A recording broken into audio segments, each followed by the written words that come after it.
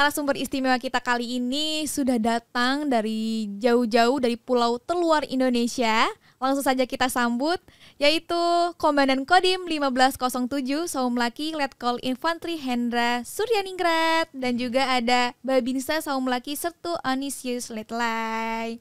Selamat datang Bapak izin di Kartika Podcast TNI Angkatan Darat. Nah, gimana nih perjalanan dari Saumlaki ke Jakarta nih Pak? Perjalanannya saya sangat takut karena begitu saya mendengar saya nama masuk Babinsa terbaik, saya terkejut dan saya takut. Akhirnya saya langsung menghadap ke daftar, kalau bisa saya diganti. Takutnya takut gimana tuh Pak Babinsa? Tidak tahu Jakarta, terus saya takutnya naik lift. Oke. Akhirnya saya menghadap di daftar, kebetulan itu junior saya juga, saya bilang ya adik kalau bisa diganti saja. Oke, berarti ini first time ya Pak Komandan Bapak Babinsa ini datang ke Jakarta. Nah, gimana nih Pak dengan suasana Jakarta khususnya Mabesat nih, kan pertama kali datang ke sini. Pertama kali sampai di kegiatan di hotel, saya bingung-bingung sama naik lift ini. Begitu naik lift, hari pertama ikut kegiatan masih bingung-bingung lagi. Kemudian kasih tahu lagi mau ikut podcast. Saya pikir podcast ini, aduh baru mau besar lagi, ini pangkat besar semua di sana. Saya tambah takut lagi, 2 malam tidak tidur. Iya, pangkat kita sama Pak, sama-sama Sertu. Tapi ini tempatnya pangkat besar di sini Mbak. Baik, nah ada berarti pengen pindah nggak ke sini Pak Babinsa? Tidak. Baik nih Pak Babinsa. Nah, gimana nih perasaannya Pak Babinsa setelah mendapat penghargaan yang baru saja kemarin diterima? Saya terus terang saya sangat bersyukur dan bangga karena mendapat penghargaan ini, karena dari 1.180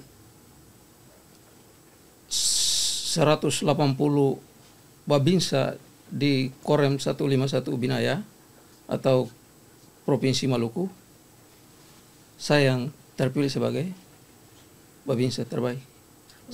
Luar biasa, saya sangat mengakui itu bahwa itu memang berkat Tuhan yang diberi kepada saya. Nah kalau sebagai komandan nih, bagaimana perasaannya sebagai atasannya melihat prestasi Pak Onisius ini? Baik,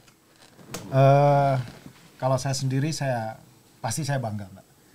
Yang pertama itu karena perjalanan saya meniti karir di Kodim Saumlaki itu awal bulan Juni lalu, kebetulan saya juga dengan rekan-rekan Babinsa, dengan personil Kodim ini mendapatkan kepercayaan untuk melaksanakan TMMD yang ke-117 Mbak. Di situ saya bilang mari kita sama-sama bekerja, kita buktikan bahwa Kodim ini walaupun jauh berbatasan dengan negara negara Australia, Darwin gitu, kita masih bisa membuktikan prestasi. Alhamdulillah TMMD ke-117 kita dapatkan juara 1 juga Mbak. Nah berikutnya lagi tentang Babinsa terbaik ini, itu sebenarnya saya nggak tahu. Jadi pada saat saya habis selesai apel Dansat di Bali kemarin itu Mbak, betul. Kami kembali ke Ambon, kebetulan di Ambon ada kegiatan serah terima, baik itu Bapak Kasdam dan rem kami, setelah itu Kasrem, setelah itu kami habis kegiatan itu kembali ke Saumlaki Mbak. Sampai di Saumlaki itu baru sekitar 5 hari kan di sana. Saya di sana 5 hari, pada saat kebetulan saya lagi rapat di Polres, ada hal-hal yang harus kita bahas, koordinasi untuk masalah ada kegiatan panen telur ikan lah, masyarakat nelayan di sana untuk meminta petunjuk pada kami. Tiba-tiba ditelepon sama Kasiter. Dia bilang, "Ra, kamu di mana?" "Siap." Kasih, saya bilang saya ada di Saumlaki, sementara lagi rapat di Polres. Mau petunjuk? Terus disampaikan lah, dia bilang, "Persiapan lagi Ndra, berangkat ke Jakarta." Saya bilang, "Mohon izin Kasih, berangkat apa lagi?" Saya bilang gitu, "Kan kemarin sudah," saya bilang gitu. Karena masalahnya bolak-balik nih jauh, saya bilang begitu, gitu kan. Terus dia bilang, tidak usah pikir, pokoknya kamu berangkat. Nanti disiapkan dari BKKBN. BKKBN, apa urusannya BKKBN sama ini kan gitu. Betul. Maksudnya. Ternyata memang dari dulu memang sudah ada kesepakatan MOU ya antara BKKBN dan TNI AD masalah stunting. Saya memang sudah tahu, cuman masalah juara saya nggak tahu. Nah dia bilang, kamu udah juara lagi tuh, katanya bilang gitu. Juara apa lagi bang? Kapan lombanya? Saya bilang begitu. Nah dia bilang, udah kamu udah juara tuh, dibilang begitu. Udah kamu berangkat ke Ambon, nanti ketemulah sama tim dari BKKBN. Oh siap. Nah, berangkatlah saya dengan Oni ini, Pak Oni. Sampai di sana saya tanya sama ibu BKKBN ini. Saya bilang, Bu, kapan lombanya Bu? Perasaan kami tidak dikasih tahu nih ada lomba masalah stunting ini gitu loh, maksudnya penanganan stunting. Terus dia bilang, Pak, memang sengaja kami tidak memberitahu karena kami harus mencari laporan dari pihak Korem. Kan saya melaksanakan stunting ini, penanganan stunting ini, saya 1 bulan 2 kali Mbak.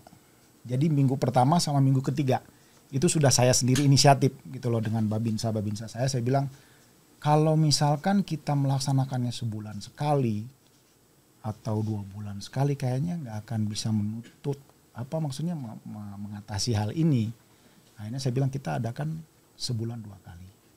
Saya bilang itu. Jadi minggu pertama sama minggu ketiga. Saya bilang itu. Terus kami lakukan sampai detik ini kami tetap masih melakukan dari staf kami gitu. Nah dari situ kan kami selalu melaporkan ke pihak Korem. Nah Korem ini yang memberikan data kepada pihak BKKBN mungkin gitu kan Mbak. Nah ya dari situlah. Tanpa sepengetahuan komandan ya? Tanpa sepengetahuan saya Mbak. Itu betul-betul tanpa sepengetahuan saya. Akhirnya saya bilang sama Pak Oni, ya kita bersyukur. Mungkin dengan ini Kodim kita sudah 2 kali nih, saya bilang begitu, dalam belum 1 tahun saya gitu, saya bilang gitu untuk memimpin sini. Alhamdulillah bukan saya yang hebat, tapi kalian lah sebagai anak buah saya yang hebat, saya bilang gitu. Bukan, saya kadang melihat mereka itu sedih gitu loh. Anggota saya sendiri yang, kalau saya lihat, yang lain itu mungkin anggota yang lain merasa, saya kalau lihat anggota saya sendiri kadang keluarganya sering mengeluh atau apa. Saya bilang udah sabar aja, saya bilang gitu. Karena hidup ini sudah diatur. Saya bilang begitu kan, rezeki sudah diatur. Jadi kalau memang kita mendapatkan prestasi lagi ya mungkin itu bukan kerja saya, tapi kerja kalian, saya bilang. Itu dari saya sih Mbak. Baik Komandan, dari pulang dari Bali terus dapat perintah ke Jakarta. Nah, tahu-taunya dapat surprise dan gak jadi capek dong, Pak. Capeknya sudah terbayar oleh betul. Prestasi dari Bapak Babinsa ini dan juga para tim. Nah, kemudian Bapak untuk program Nyata sendiri itu dari pertama diselenggarakan sampai dengan dapat penghargaan itu berapa lama waktunya, Pak? Saya kan di sana dari bulan Juni 2023, Mbak. Nah, jadi saya melaksanakan itu terus-terusan sih, Mbak. Jadi nggak putus, walaupun TMMD ada, tetap saya laksanakan juga. Karena memang setelah saya sampai sana kan saya kumpulkan staf semua. Apa aja sih program yang harus kita laksanakan, yang selama ini sementara lagi jalan. Izin kemudian ini. Makanya saya ambil kebijakan lagi, gitu loh Mbak. Saya bilang, udahlah kita laksanakan sebulan 2 kali. Saya bilang begitu. Nah, memang sih alur ceritanya pada saat saya sedang melaksanakan itu, sudah 3 bulan mungkin, tiba-tiba saya kebetulan ada kawan lah dari Pertamina, kepala Pertamina ini kebetulan telepon saya, Pak Dandim di mana? Dia bilang itu, saya di rumah, saya bilang itu. Ada apa bang? Saya bilang itu. Kita ngopi ya? Oh boleh. Di mana? Gitu. Di ini aja di Gupasa. Kan di sana ada kafe, memang sederhana Mbak di sana kan. Kami ngopi, ngobrol ngalor ngidul dulu. Tiba-tiba dia nanya, Pak Dandim itu kalau nggak salah Kodim ada program penanganan stunting ya, dia bilang itu. Ada, saya bilang Pak. Kapan dilaksanakan? Kami biasanya sebulan 2 kali. Saya bilang itu minggu pertama sama minggu ketiga. Dia menawarkan diri, dia bilang, Pak Dandim boleh nggak saya ikut? Gitu membantu gitu kan maksudnya kepada masyarakat ini. Dia bilang karena selama ini kan saya ngelihat masyarakat nih kok kayaknya susah. Dia bilang gitu. Saya bilang boleh. Alhamdulillah buat saya bilang begitu. Sebuah rezeki buat saya kan istilahnya membantu. Jadi setiap minggu pertama dan minggu ketiga tuh beliau tuh pasti telepon saya. Dia bilang, Pak Dandim, tanggal berapa nih? Saya bilang, nanti saya rencanakan dulu bang. Saya bilang karena masalahnya ini kan bersama Posyandu kan. Ini Posyandu sekalian gitu loh, saya bilang begitu. Ya sudah Pak Dandim, nanti tanggal berapa kabarin saya. Nanti tolong sampaikan, nanti saya drop untuk sembako, untuk apa gitu, membantu gitu. Oh boleh bang, saya bilang. Jadi saya tambah senang kan gitu loh maksudnya. Nah, dari pihak Kodim ada, dari pihak Pertamina pun membantu kan gitu loh. Jadi datang ke sana tuh yang awalnya memang terus terang Mbak, masyarakat di sana itu kan saya kasihan juga ya gitu, maksudnya sudah perjalanannya jauh gitu kan. Kadang-kadang Babinsa saya juga mau menjemput dengan motor aja susah harus jalan kaki lagi menjemput mereka. Jadi mereka itu tidak termotivasi dengan itu karena kan hanya sekedar stunting itu kan anak kecilnya aja yang dikasih makan kan maksudnya. Nah, sedangkan dengan adanya sembako ini kayak telur, susu, beras, akhirnya kan mereka datang gitu Mbak. Karena dengan memberikan makan itu orang tuanya pun kita kasih membantu hal itu. Nah itu yang sementara sampai detik ini kami masih melaksanakan itu. Baik Bapak, nah berarti dukungannya itu berupa sembako. Ada lagi nggak sih selain sembako Pak? Sementara ini kalau hanya untuk yang lain paling hanya sosialisasi aja Mbak. Contoh kayak di sana itu kan pernikahan dini Mbak. Betul, itu penyebab stunting ya, juga. Stunting itu. Jadi dari umur 11, 12 sampai umur 15 tahun sudah pada nikah. Betul. Alasannya karena dipaksa orang tua. Kan gitu Mbak. Gitu loh, supaya mengurangi beban dari keluarga kan gitu loh dengan suaminya. Tapi ternyata salah kalau menurut saya ya. Betul. Dikarenakan dengan pernikahan dini kan mereka belum terlalu paham masalah gimana sih cara merawat anak yang baik, gizi yang baik untuk anak gitu. Karena pernah saya ngobrol sama salah satu ibu-ibu ini masih umur 14 tahun, saya tanya. 14 tahun sudah 14 jadi tahun, seorang ibu. Iya Bu. Wow. Saya bilang, Bu, suaminya mana? Saya bilang itu. Suami saya lagi jala ikan. Nelayan lah maksudnya, kan memang di sana kepulauan Mbak. Terus saya tanya lagi, hasilnya bagaimana tuh ikan? Hasilnya ada, Pak Itua suka kasih, tapi biasanya kan Pak Itua itu kan pasti memenuhi dulu kebutuhan dia kan gitu loh. Dia tangkap ikan, dia penuhi dulu kebutuhannya dia. Contohnya beli rokok dulu untuk dia begini-begini pihak suaminya. Setelah itu baru sisanya baru diserahkan kepada anak istrinya. Kan gitu loh. Tapi dalam hasil tangkapan itu kan kita nggak tahu Mbak berapa banyak yang didapat di laut. Kan gitu. Entah rezekinya hari ini banyak, entah besoknya nggak banyak kan gitu loh. Sehingga dalam hal-hal pemenuhan kebutuhan gizi anaknya itu ya kurang Mbak. Kalau menurut saya gitu loh. Karena memang ya rata-rata mereka nelayan itu kan bukan nelayan yang memang didukung dengan perahu yang besar, tapi kan mereka membuat sendiri Mbak dari batang kayu. Orang bilang apa ya, katinting atau sampan gitu. Gitu di sana Mbak. Nah kalau dari saya pribadi juga setuju banget sih Pak. Ya. Kalau dari daerah Telur itu mengadakan program stunting. Karena bagi generasi milenial sekarang itu menganggap kalau stunting itu bukan disebabkan dari pernikahan muda. Betul, karena ini saya kan dibesarkan dari daerah yang lumayan jauh dari kemajuan gitu. Jadi saya bisa menilai dari pengalaman hidup saya. Jadi mereka tuh menilai kalau stunting itu oh enggak, ini anak cuman kurang makan aja. Ya, padahal banyak faktor lain. Bahkan sebelum kita punya anak itu, sebelum hamil kita wajib mengumpulkan nutrisi untuk mencegah stunting. Dan bahkan kalau nggak salah stunting itu bisa sampai dewasa ya Pak ya? Ya betul. Faktornya dan penyebabnya kayak gitu. Nah kalau dari Pak Onisius nih, bisa diceritain nggak sih program Bangga Kencana dan pencegahan stunting di Pulau Terluar ini awalnya gimana tuh? Kok bisa ikut terlibat gitu? Awalnya desa binaan saya itu anak stuntingnya itu berjumlah 48 orang. 48 orang. Dan perintah dari komandan, saya harus mendampingi bidan desa dengan kader-kader posyandu untuk melaksanakan pendampingan terhadap kegiatan yang diperintahkan oleh komandan, bahwa anak stunting Kodim 1507 sangat tinggi. Jadi kalau bisa Babinsa itu setiap ini harus mengikuti, karena Kodim kami melaksanakan 2 kali dalam sebulan. Terpaksa saya harus berkoordinasi dengan staf desa, bidan desa untuk memberikan pengumuman atau pengeras suara untuk disampaikan kepada masyarakat agar nanti jam yang ditentukan harus mereka hadir. Tapi sudah begitu ditentukan jam pun mereka tidak hadir. Kadang ada yang ya malas-malas, kayak tidak mau mengikuti, agak mau gimana bahasanya, melawan begitulah. Ya, bandel begitu. Jadi mungkin karena jaraknya jauh kali Pak ya, atau gimana tuh? Ada yang jauh, ada yang dekat. Tapi yang jauh dekat rata-rata mirip saja Mbak.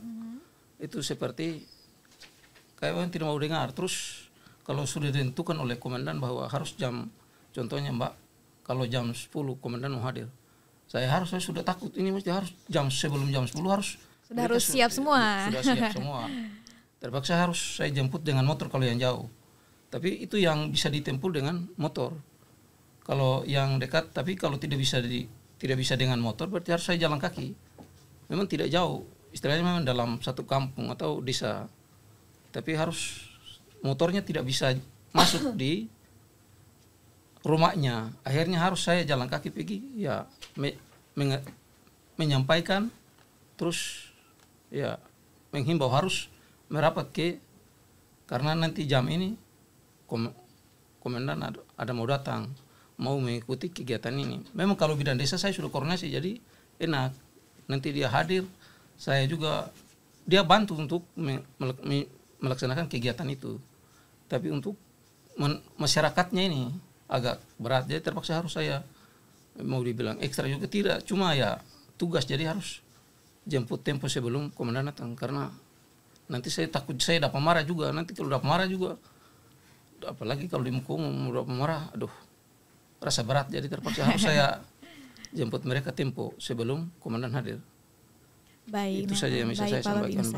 Nah, kalau mohon izin Pak Komandan, selama pelaksanaan program stunting ini, kira-kira sudah berapa persen itu peningkatan bayi-bayi yang sehat ini? Berdasarkan data prevalensi Mbak dari BKKBN Mbak ya, kami itu kan total balita itu kan ada 300, yang di sana itu 326 orang. Jadi dari total itu 31,5% itu, nah itu stunting Mbak. Nah dengan saya juga tidak, makanya saya bilang dari awal saya tidak tahu kan Pak, kalau ini ada perlombaan atau ada apa, kan dari awal saya sudah cerita nggak ada, saya nggak tahu sama sekali. Akhirnya saya melaksanakan itu ya saya kembali lagi kepada kita ini manusia yang harus punya amal perbuatan baik di dunia kan Mbak. Kita bukan hanya mempersiapkan di dunia saja Mbak, tapi kan di akhirat. Berpikir saya seperti itu awalnya gitu loh maksudnya. Jadi saya melaksanakan itu terus saya ikhlas, karena saya punya prinsip itu, orang tua saya dulu mengatakan, Ra, siap. Karena ayah saya juga seorang militer dulu kan, kebetulan sampaikan, dia bilang, kamu nanti kalau dinas jangan meminta pamrih kepada siapa saja, baik kepada atasanmu maupun kepada orang-orang sekitarmu.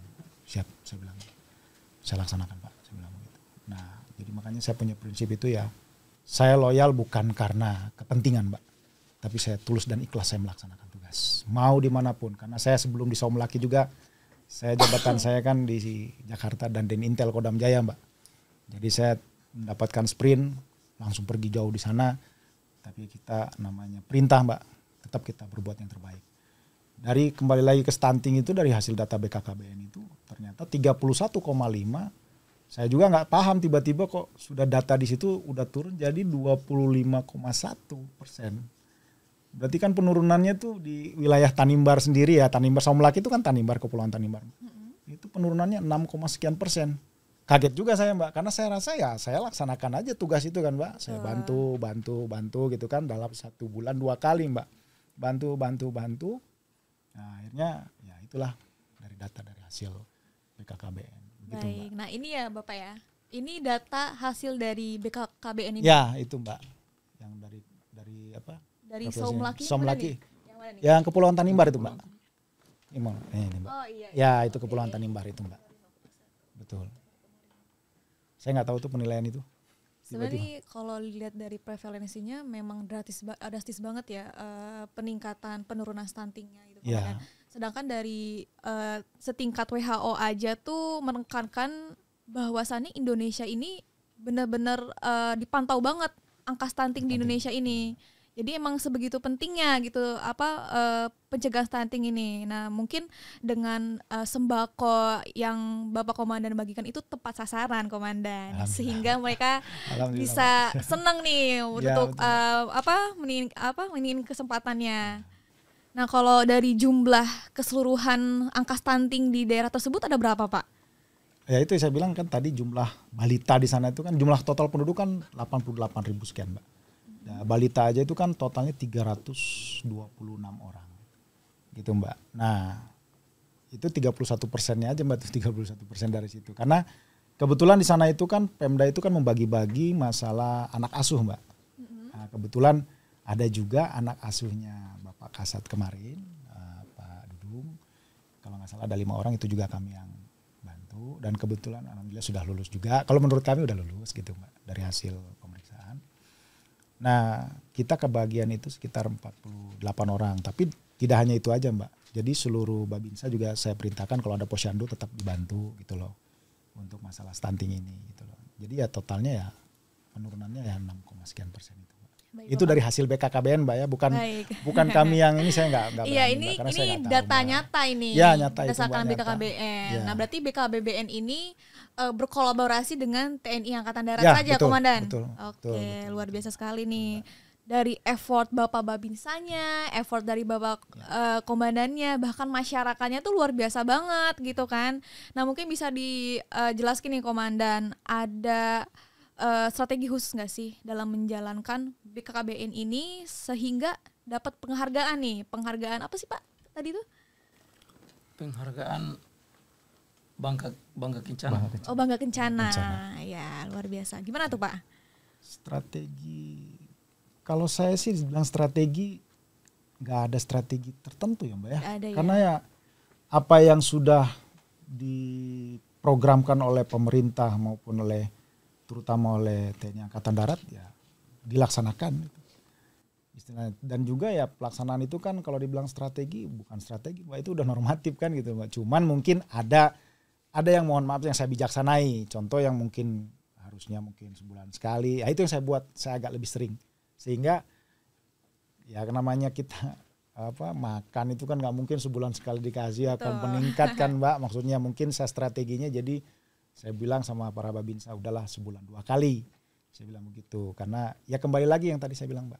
Kalau saya berpikirnya kepada, bukan hanya di dunia aja kan. Maksudnya saya sambil dengan kawan saya ini Pak Ali juga bilang, udahlah kemudian kita sama-sama amal. Dia bilang begitu. Kepada ini kan bukan orang mampu kan. Dia bilang begitu. Jadi kembali lagi ke situ Mbak. Kembali lagi kepada amal yang saya lakukan. Bukan saya juga tanpa ada anggota nggak mungkin saya bisa bergerak sendiri. Masa saya harus ke desa harus ngasih makan mereka, saya dorong begini kan bilang.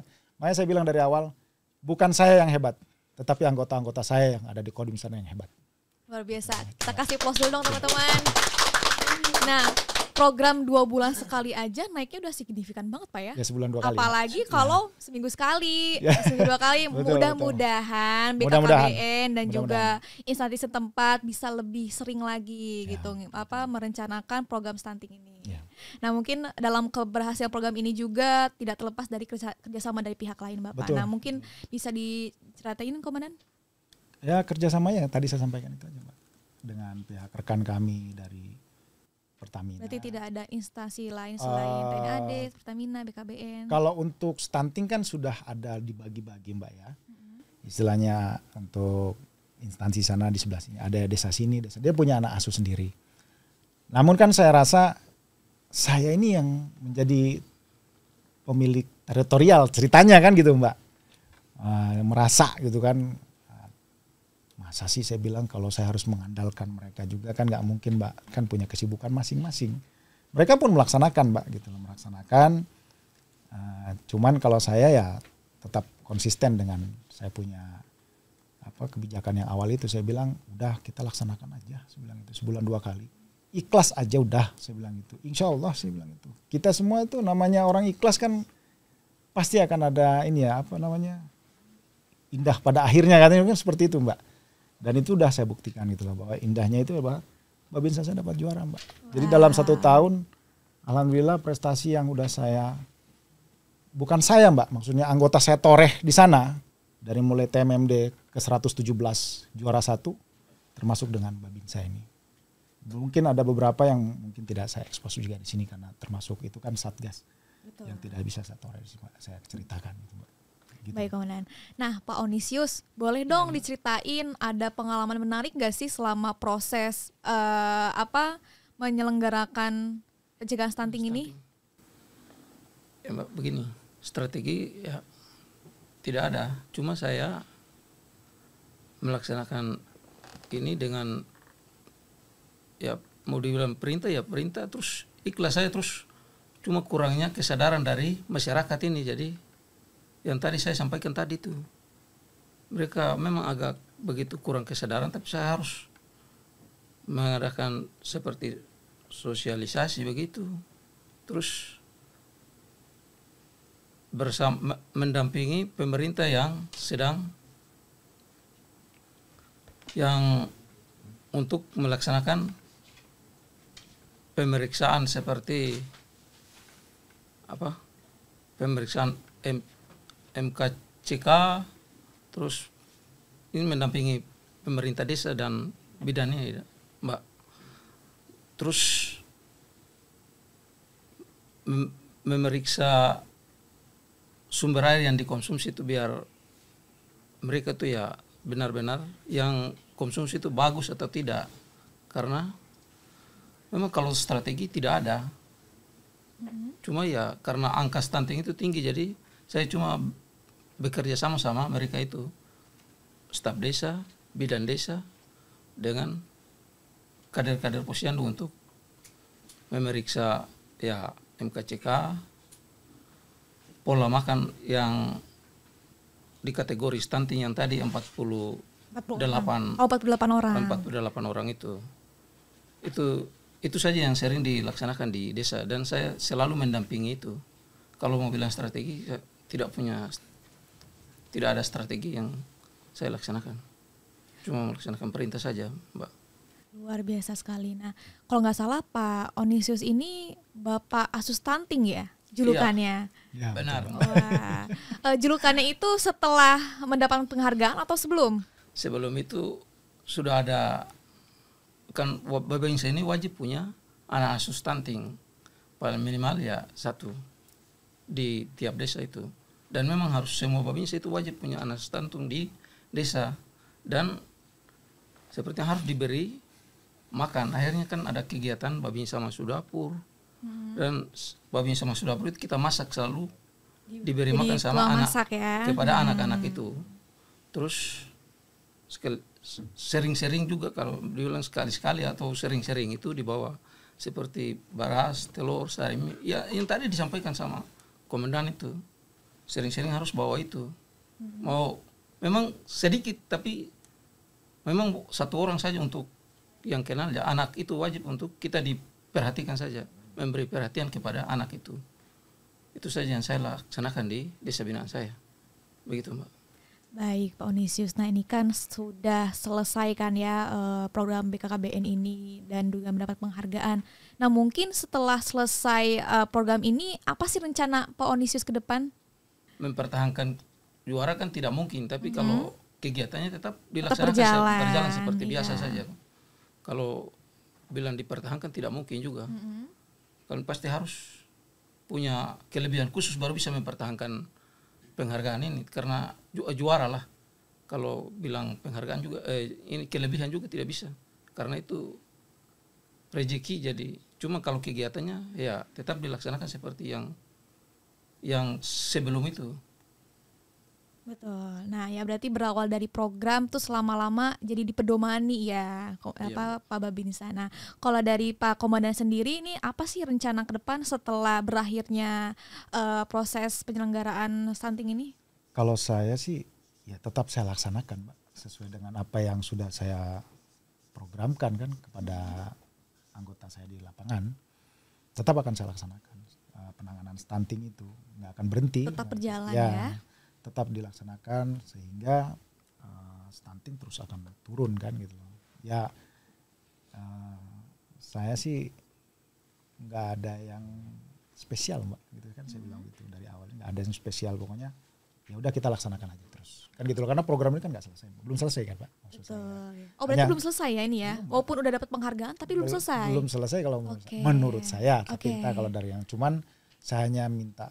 Kadang kemarin waktu di BKKBN kan, waktu di gedung itu saya sampaikan mohon izin kalau bisa gitu berikanlah sosialisasi tentang pernikahan dini kepada masyarakat di pedalaman. Karena apa?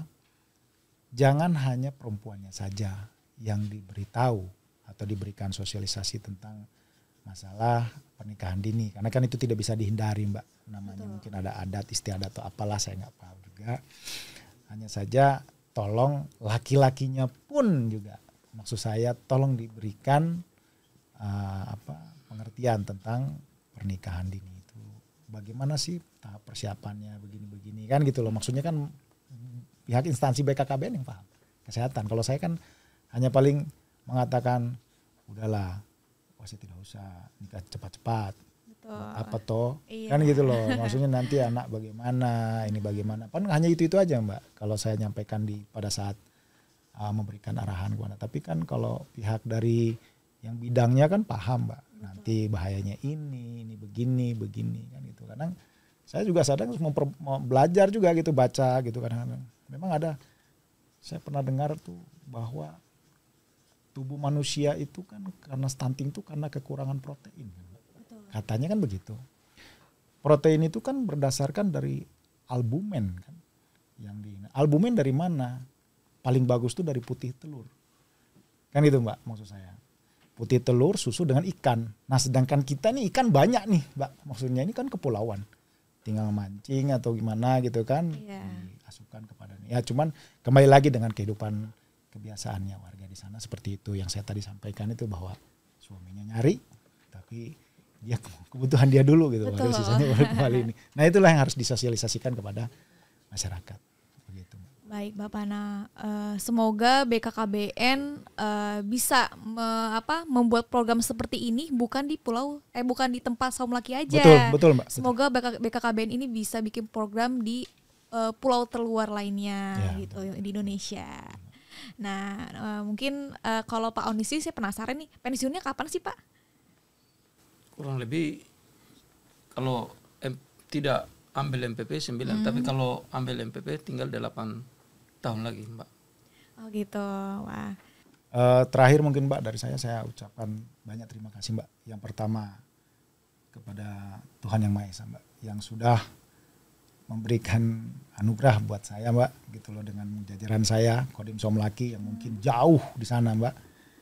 Tapi kami sama-sama bekerja sama bisa menorehkan 2 prestasi dalam 1 tahun ini, gitu loh Mbak.